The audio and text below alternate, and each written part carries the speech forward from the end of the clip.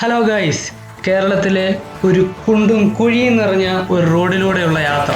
ആ ഹെൽമെറ്റ് നോക്കിയാൽ നമ്മൾ എന്തുമാത്രം ചാടുന്നുണ്ടെന്നൊക്കെ നമുക്ക് കാണാൻ സാധിക്കും. But it's not reflected in the frame. നമ്മൾ നോക്കിയാൽ കാണാൻ പറ്റും ആ ഫ്രെയിമിൽ ആ ചാട്ടമൊന്നും വരുന്നില്ല. Because guys, it's iPhone.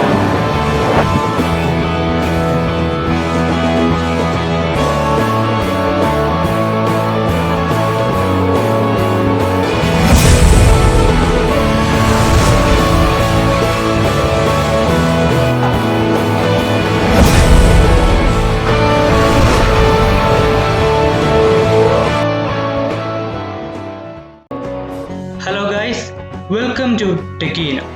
ഇതാണ് ആപ്പിളിൻ്റെ ഐഫോൺ 11. ഐഫോൺ 11 പുറത്തിറങ്ങിയിരിക്കുന്നത് 64, 128 ആൻഡ് 256 GB എന്നീ 3 സ്റ്റോറേജ് കപ്പാസിറ്റിയിലാണ്. ഇതുപോലെ തന്നെ 6 വ്യത്യസ്ത കളറിലാണ് ഐഫോൺ ഇറങ്ങിയിട്ടുള്ളത്. അപ്പം നമുക്ക് തുറന്നെടുക്കാം. നമ്മുടെ ഐഫോണിൻ്റെ കളറ് ബ്ലാക്കാണ്. മോർ ഡ്യൂറബിൾ ഗ്ലാസ് ആണ് ഇതിൻ്റെ ബോഡി. ഇതിൻ്റെ ഡിസ്പ്ലേ എന്ന് പറയുന്നത് 6.1 ഇഞ്ച് ലിക്വിഡ് റെറ്റിന ഡിസ്പ്ലേ ആണ്. എല്ലാ ഐഫോണിലും ഉള്ള പോലെ സൈലൻറ്റ് ബട്ടണും വോളിയം അപ്പ് ഡൗൺ ബട്ടണൊക്കെ ഉണ്ട്. 2 റിയർ ക്യാമറ, അൾട്രാ വൈഡ് ആംഗിളൊക്കെ എടുക്കാൻ സഹായിക്കുന്ന 2 ക്യാമറയുണ്ട്. നമുക്ക് സ്വിച്ച് ഓൺ ചെയ്യാം. ഇതിൻ്റെ ബാറ്ററി ലൈഫ് എന്ന് പറയുന്ന ഒരു 24 hour, അതായത് 1 day നമുക്ക് ഫുൾ ചാർജ് ചെയ്ത് കഴിഞ്ഞ് ഉപയോഗിക്കാൻ പറ്റും. അതാണ് കമ്പനി പറയുന്ന ബാറ്ററി ലൈഫ്. ഇതിൻ്റെ കവറിലുള്ളതൊക്കെ എന്നാ നോക്കാം. ഇത് ജസ്റ്റ് ഒരു പേപ്പർ കവർ. ഇതിന് മുമ്പുണ്ടായിരുന്ന ഐഫോൺ മോഡലിൻ്റെ കൂട്ടത്തിൽ കിട്ടിക്കൊണ്ടിരുന്ന 5 watt ചാർജറാണ് ഈ മോഡലിനും കിട്ടുന്നത്. പിന്നെ ഇതിൻ്റെ കൂട്ടത്തിൽ കിട്ടുന്നത് വയേർഡ് ഇയർപോഡാണ്. അപ്പം ഫോണിൽ ഹെഡ്ഫോൺ ജാക്ക് ഇല്ല. അപ്പോൾ ഇത് കുത്തുന്നത് നമ്മുടെ ചാർജ് ചെയ്യാൻ ഡേറ്റാബിൾ കുത്തുന്ന അവിടെ തന്നെയാണ് ഇത് കുത്തുന്നത്. IPhone 11 comes with dual SIM. അതിൽ ഒരെണ്ണം എന്ന് പറയുന്നത് ഇ സിം ആണ്. നിങ്ങൾ വിചാരിക്കും നാനോ സിമ്മിനെക്കാട്ടിലും ചെറിയൊരു സാധനമായിരിക്കും. അതൊന്നുമല്ല. ഈ സിം എന്ന് പറഞ്ഞാൽ നമുക്ക് കണ്ണുകൊണ്ട് കാണാൻ പറ്റത്തില്ല. എന്നുവെച്ചാൽ അങ്ങനെ ഫിസിക്കലായിട്ട് അങ്ങനെ ഒരു സിം ഇല്ല. ഈ സിം ആക്ടിവേറ്റ് ചെയ്യുന്നത് കസ്റ്റമർ കെയർ സെൻറ്റർ വഴിയാണ്. 2 സിമ്മും ആക്ടിവേറ്റ് അല്ലെങ്കിൽ ഈ ഡ്യുവൽ സിമ്മും കൊണ്ട് ഒരു പ്രയോജനമില്ല. കാരണം ഞാൻ പറയാം. ഒരു നമ്പർ എനിക്ക് കോൾ വന്നു, നമ്പർ സേവ് ചെയ്യാത്തൊരു നമ്പർ സെക്കൻഡറി സിമ്മേ വന്നു. എനിക്ക് തിരിച്ച് വിളിക്കണമെങ്കിൽ സെക്കൻഡറി സിമ്മേ ഉപയോഗിക്കാൻ പറ്റത്തുള്ളൂ. പ്രൈമറി സിമ്മേന്ന് എനിക്ക് വിളിക്കാൻ പറ്റത്തില്ല. ബട്ട് സേവ് ചെയ്ത നമ്പർ ആണെങ്കിൽ ഈ കുഴപ്പം വരത്തില്ല. വിളിക്കുന്നതിന് മുമ്പ് പ്രൈമറി വേണോ സെക്കൻഡറി വേണോ എന്ന് നമുക്ക് ചൂസ് ചെയ്യാം. സെക്കൻഡറി വേണമെങ്കിൽ അത് കൊടുക്കുക, കോൾ പൊക്കോളൂ. ഇപ്പം ഡ്രോബാക്ക് ആണോന്ന് ചോദിച്ചാൽ ആണെന്ന് പറയാം, അല്ലേന്ന് ചോദിച്ചാൽ അല്ലെന്നും പറയാം. ഇപ്പം വെള്ളത്തിലും കരയിലും ചവിട്ടാൻ നിൽക്കുന്ന ഒരവസ്ഥയില്ലേ, ആ ഒരു ഇത് നിൽക്കും ഇതിൻ്റെ ഈ ഡ്യുവൽ സിമ്മിൻ്റെ കാര്യം. ഡ്യുവൽ സിം ഉള്ള ആൻഡ്രോയിഡ് ഫോണെ നമ്മൾ സെറ്റ് ചെയ്യും ഏത് സിമ്മാണ് വിളിക്കേണ്ടത്. അതുപോലെ തന്നെ ഇതേലും സെറ്റിങ്സിൽ പോയി നമുക്ക് സെറ്റ് ചെയ്യാം. പ്രൈമറി വേണോ സെക്കൻഡറി വേണോ, ഫോർ ഡിഫോൾട്ട് കോളിംഗ് പർപ്പസിന് ഏത് സിമ്മാണ് വേണ്ടെന്ന് പറഞ്ഞ് നമുക്ക് നേരത്തെ സെറ്റ് ചെയ്ത് വെക്കാം.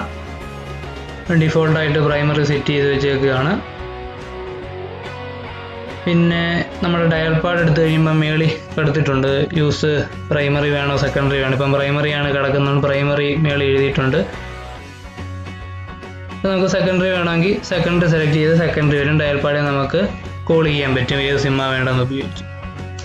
ഐഫോണിൻ്റെ പ്രീവിയസ് മോഡലിലൊക്കെ നമ്മുടെ ഫിംഗർ പ്രിൻറ്റ് സ്കാനറാണ് ഉൾപ്പെടുത്തിയിട്ടുള്ളത്.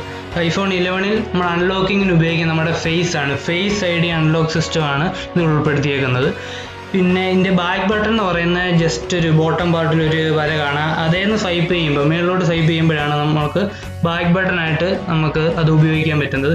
റീസെൻ്റ് ആപ്സ് ലെഫ്റ്റിൽ നിന്ന് സ്വൈപ്പ് ചെയ്യുമ്പോഴാണ് റീസെൻ്റ് ആപ്സ് ഓരോന്നും പുറകെ ഇങ്ങനെ കിടക്കും. ഒരു ആപ്പിൽ നിന്ന് റൈറ്റിലോട്ട് സ്വൈപ്പ് ചെയ്യുമ്പം അതിന് മുമ്പ് എടുത്ത ആപ്പ് നമുക്ക് കിട്ടും. എന്ന് വെച്ചാൽ പുറകെ കിടക്കുന്ന ആപ്പ് എടുത്തിട്ട് ജസ്റ്റ് ഫ്രണ്ടിലോട്ട് വരണമെങ്കിൽ റൈറ്റിലോട്ട് സ്വൈപ്പ് ചെയ്യുക. ഇത് ഐഫോൺ 11 പ്രത്യേകതയല്ല. It's because of the iOS 13 version OS ഉള്ളവർക്കാണ് ഇത് പറ്റുന്നത്. പിന്നെ ആക്ഷൻ സെൻറ്റർ റൈറ്റിൽ നിന്ന് താഴോട്ട് സ്വൈപ്പ് ചെയ്യുമ്പം ഇതിൽ ആക്ഷൻ സെൻറ്റർ നമുക്ക് കിട്ടും. പിന്നെ ലെഫ്റ്റിൽ നിന്ന് അതുപോലെ താഴോട്ട് സ്വൈപ്പ് ചെയ്യുമ്പോഴാണ് നോട്ടിഫിക്കേഷൻ ബാർസൊക്കെ വരുന്നത്.